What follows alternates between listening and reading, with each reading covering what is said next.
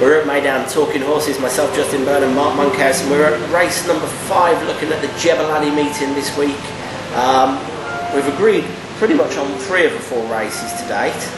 Are we going to agree to disagree on this one? I've got a feeling you're going to edge towards Doug Watson, and one of my favourite JEBEL horses is in this race, but I'm not going to go for it, so I'll let you go first. Well, this is a difficult race. There's some brilliant horses in it. I like this race the best. I think this will be the closest race of the day.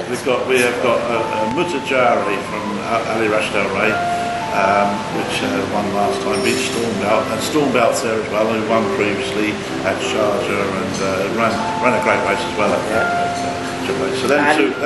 Pat Dobbs is back on board, nothing against Ty, but Pat gets on really well with Stormbelt. Pat's on Stormbelt, like you say, yeah. Moonlight Dash is in the race. He ran a great race last time out, winning by a short head, just held on at JEBEL. Yeah, I was going to say, I know he didn't win by far, but I thought it was a cheeky short head. I thought there was more to go. I think he'll need a bit more. Yeah, a little bit of different trip here. But he usually runs over further, so this might suit him better. Of the others, I've just mentioned one more. Street Act, who won the first day of the season, hasn't been out since. Street Act really did run well that day, and it was a weak field. But now he's been off a long while. Yeah. I wonder why. And so I'm going for number 6, Mushrek, Doug Watson's horse, who's had a run, not too bad behind Encipher, not only a bad run, although he's been quite away, but he's back up to a trip which he loves and has won over JEBEL, 1800 metres.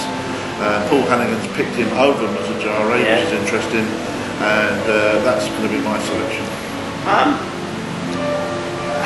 can't really argue with you, to be honest. Mushrek's last run was okay, he probably needed it, it's come down a few pounds.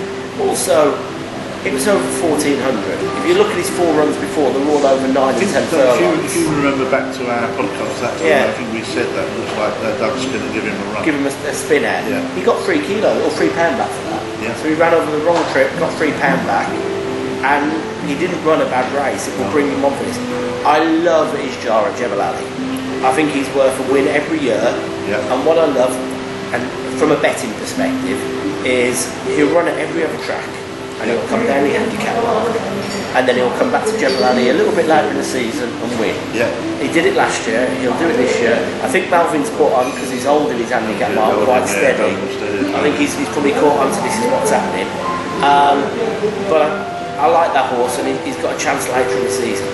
Street Act for me, going up £10 for that win is very harsh because it wasn't a tough field. No. It wasn't a tough field. And I know we had a horse in there and we finished 3rd mark to market. I'm just worried that was knocked him out of winning. Possibly.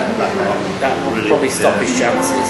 Stormbelt I like, and I think with Pat on board will suit because they get on really well. I was a bit torn between him and Mushrek, but I like Mushrek, and that's why I went for that particular horse over Stormbelt. I ended up going for Moonlight Dash. Yeah, don't blame him. He went up £4, but I think, as I said earlier, I think it was a cheeky win. Yeah. I think he had a little bit more left in him, and he needs further. The reason I didn't tip him last time is because all his runs were over 10, and that was a mile. Sure. So stepping back up the trip will help him. Yeah, it will. Yeah. But I think this, if you go back to Ibn Battuta a couple of years ago, this was a Group 1 horse.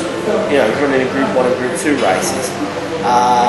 And not being disgraced, he was only beaten 5 lengths of a Group